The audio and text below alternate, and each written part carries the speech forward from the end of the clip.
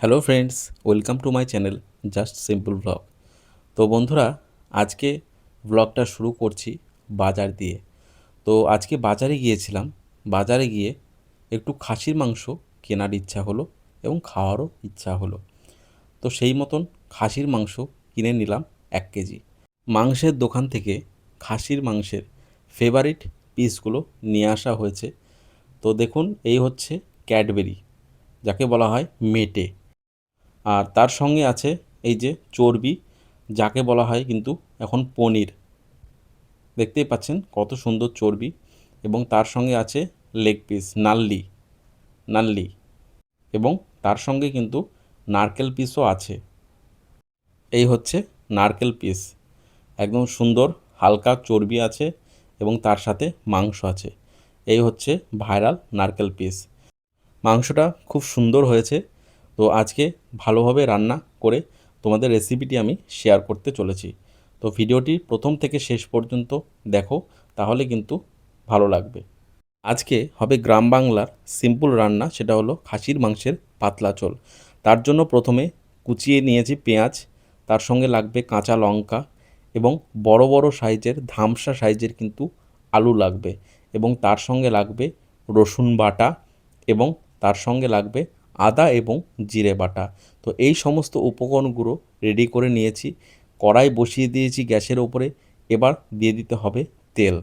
তো সেই তেলের মধ্যে যে ডুমো ডুমো করে রাখা আলুগুলো রাখা ছিল, সেই আলুগুলোকে কিন্তু সমস্তটাকে ভেজে নিতে হবে।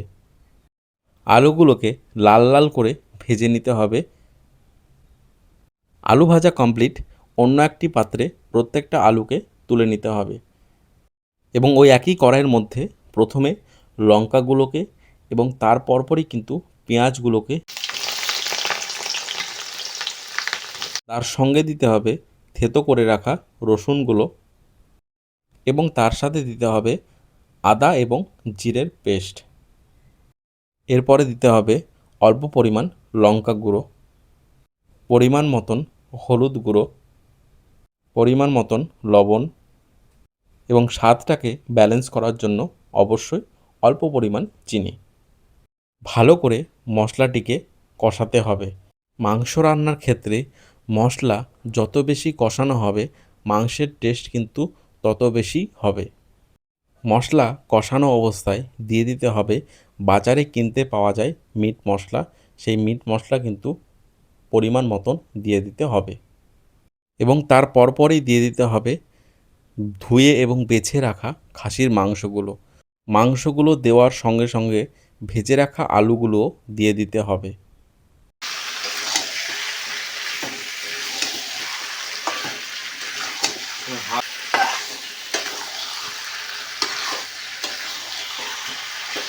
আজকের মাংসটি হবে প্রেসারে। প্রেসার কুকারে মাংসটা রান্না হবে। প্রথমে কড়াইতে ভালোভাবে মাংসটাকে কিন্তু কষিয়ে নিতে হবে। না কষালে কিন্তু প্রেসার কুকারে দেওয়া যাবে না। মাংসটাকে ভালোভাবে কষিয়ে নিয়ে তারপরে প্রেসার কুকারে দিতে হবে। থালা দিয়ে ঢেকে ভালোভাবে কিন্তু কষাতে হবে।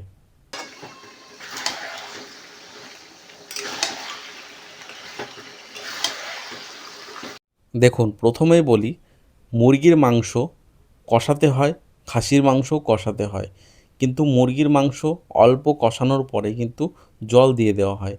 কিন্তু খাসির মাংস ঢেকে ঢেকে ভালোভাবে কিন্তু কষাতে হবে, কারণ খাসির মাংস অত সহজে কিন্তু সেদ্ধ হতে চায় না।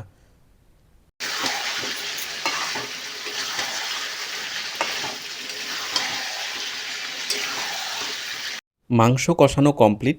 এবার প্রেসার কুকারে দেওয়ার পালা। প্রেসার কুকারে প্রথমে মাংসের চর্বিটা দিতে হবে, তারপরে সম্পূর্ণ মাংসটা দিতে হবে।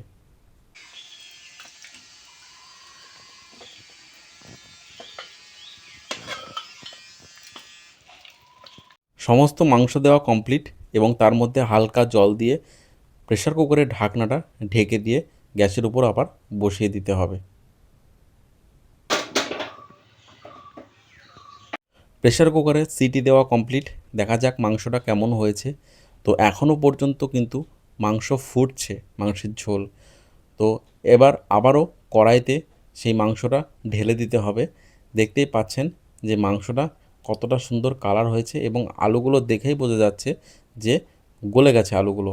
তাহলে মাংসও কিন্তু দারুণ সিদ্ধ হয়েছে। খাসির মাংস ভালোভাবে সেদ্ধ হলে তবেই কিন্তু খাসির মাংসের টেস্ট হয়। ঝোল ফুটে আসলে আবারও দিয়ে দিতে হবে মিট মশলা। ভিডিওর প্রথমেই বলেছিলাম যে এটা হচ্ছে খাসির মাংসের পাতলা ঝোল, বাঙালিদের শ্রেষ্ঠ খাবার। তো সেইটাই কিন্তু হয়েছে, যে অনেকটা পরিমাণ ঝোল, তার সাথে ধামসা সাইজের আলু এবং তার সঙ্গে দারুণ মাংস। আজকের খাবারটা কিন্তু জমে যাবে।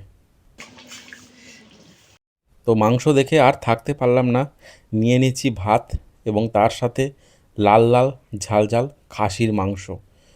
খাসির মাংসের নিয়েছি দুটো নাল্লি পিস এবং তার সাথে নিয়েছি ধামসা আলু, যে আলুটা খুবই গরম, হাত দিয়ে তোলা যাচ্ছে না, এবং তার সঙ্গে আছে নাল্লি পিস।